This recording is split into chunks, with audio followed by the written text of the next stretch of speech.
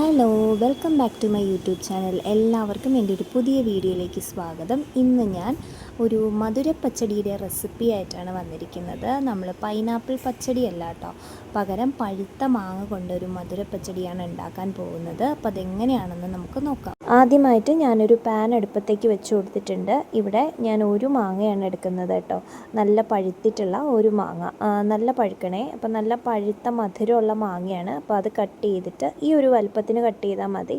അത് ഇട്ട് കൊടുത്തിട്ടുണ്ട്. ആവശ്യത്തിന് ഈ മാങ്ങ വേകാൻ ആവശ്യത്തിന് വെള്ളവും കൂടെ ഒഴിച്ചു കൊടുക്കുന്നുണ്ട്. ആ ഒരു കപ്പിൽ തന്നെയാണ് വെള്ളം എടുത്തത്.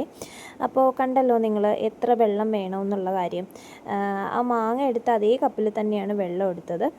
ആവശ്യത്തിന് ഉപ്പിട്ട് കൊടുക്കുക, അതുപോലെ മഞ്ഞൾപ്പൊടിയും കൂടെ നമ്മൾ ഇട്ട് കൊടുക്കുക. ഇത് രണ്ടും കൂടെ മിക്സ് ചെയ്ത് വേവിച്ചെടുക്കാം. വേണമെങ്കിൽ നിങ്ങൾക്കിത് കുക്കറിലിട്ട് വേവിച്ചെടുക്കാവുന്നതേ ഉള്ളൂ. പിന്നെ ഞാൻ കുക്കറിൽ വെക്കാത്ത എന്താണെന്ന് വെച്ച് കഴിഞ്ഞാൽ കറക്റ്റ് പാകം നിങ്ങൾക്ക് കാണിച്ചു തരാൻ വേണ്ടിയിട്ടാണ് കേട്ടോ ഈ ഒരു പാനിൽ തന്നെ വെക്കുന്നത്.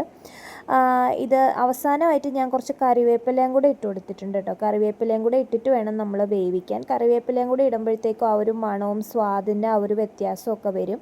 അപ്പോൾ മാങ്ങ ഏകദേശം വെന്തിട്ടുണ്ട്. അപ്പം വെന്ത മാങ്ങ നമ്മളിങ്ങനെ ഉടച്ചു കൊടുക്കണം കേട്ടോ. ഇതുപോലൊരു സ്പൂണോ തവിയോ എന്തെങ്കിലും കൊണ്ട് ഇങ്ങനെ ഉടച്ചു കൊടുക്കണം. ഉടച്ച് പേസ്റ്റ് രൂപത്തിലാക്കണം.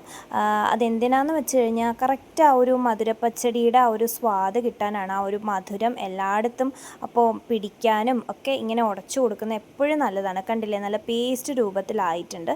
ഇനി നമുക്ക് ഇതിലേക്ക് അരയ്ക്കാനുള്ള കൂട്ടങ്ങൾ എന്തൊക്കെയാണെന്ന് നോക്കാം. അപ്പം ഞാൻ ഇപ്പോൾ ഗ്യാസ് ഓഫ് ചെയ്തേക്കുവാണ് കേട്ടോ.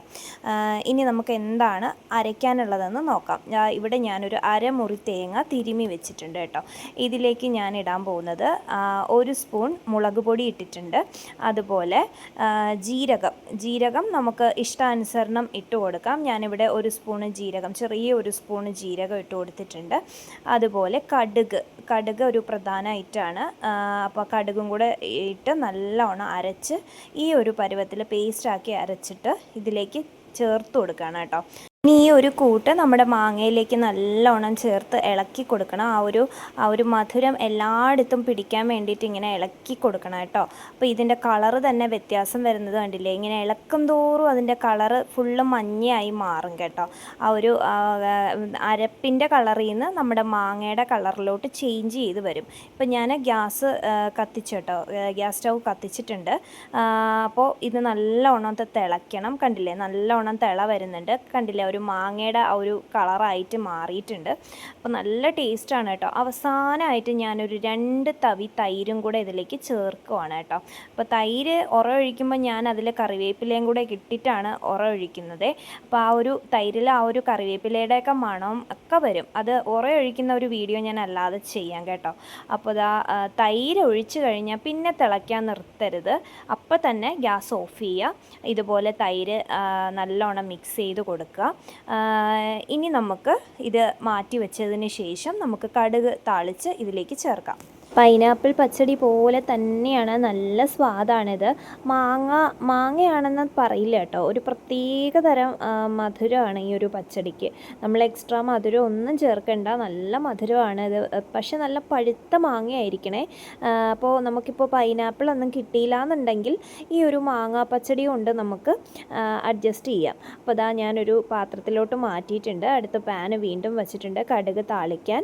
അപ്പോൾ പാന് ചൂടായതിന് ശേഷം ഞാനിതിലേക്ക് വെളിച്ചെണ്ണ, വറ്റൽമുളക്, കടുക്, കറിവേപ്പില, ഇത് 3ഉം കൂടി ഇട്ട് നല്ലോണം ഒന്ന് താളിച്ചെടുക്കുവാണ് കേട്ടോ.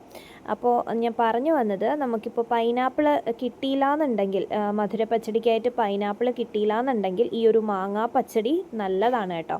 ഇത് തീർച്ചയായിട്ടും നിങ്ങൾ ഉണ്ടാക്കി നോക്കണം. ഉണ്ടാക്കി നോക്കിയിട്ട് അഭിപ്രായങ്ങൾ പറയണം, നിർദ്ദേശങ്ങൾ പറയണം, കമൻറ്റ് ഇടണം. അപ്പോൾ നല്ലപോലെ കടുക് പൊട്ടിത്തുടങ്ങി കേട്ടോ. കടുക് പൊട്ടിയതിന് ശേഷം നമുക്കിതിലേക്ക് ഈ പച്ചടിയിലോട്ട് ഈ ഒരു കടുക് താളിച്ചത് ചേർത്ത് കൊടുക്കാം. കണ്ടില്ലേ, നമ്മുടെ സ്വാദിഷ്ടമായിട്ടുള്ള മാങ്ങ കൊണ്ട് തയ്യാറാക്കിയിട്ടുള്ള മധുരപ്പച്ചടി റെഡി ആയിട്ടുണ്ട്. അപ്പോൾ ഇതെല്ലാവരും ഒന്ന് ട്രൈ ചെയ്ത് നോക്കുക. മാങ്ങാക്കാലമൊക്കെ വരുമ്പോൾ ഒത്തിരി മാങ്ങ നമുക്ക് കിട്ടാറില്ലേ, അതിൽ തന്നെ നമുക്ക് വേണ്ടാതെ ചിലപ്പോൾ മാങ്ങ എടുത്ത് കളയേണ്ട അവസരങ്ങൾ വന്നിട്ടുണ്ട്. എനിക്കങ്ങനെ വന്നിട്ടുണ്ട് കേട്ടോ. മാങ്ങ ഒത്തിരി ആകുമ്പോഴേക്കും ചിലപ്പോൾ എടുത്ത് കളയേണ്ട ഒരു സാഹചര്യം വന്നിട്ടുണ്ട്. ഇനി അങ്ങനെയുള്ള സാഹചര്യത്തിൽ മാങ്ങ എടുത്ത് കളയരുത്. നല്ല പഴുത്ത മാങ്ങ ഉണ്ടെങ്കിൽ അതിതുപോലെ അരിഞ്ഞ് നമ്മുടെ ഈ ഒരു മധുര പച്ചടി ഉണ്ടാക്കി നോക്കണം.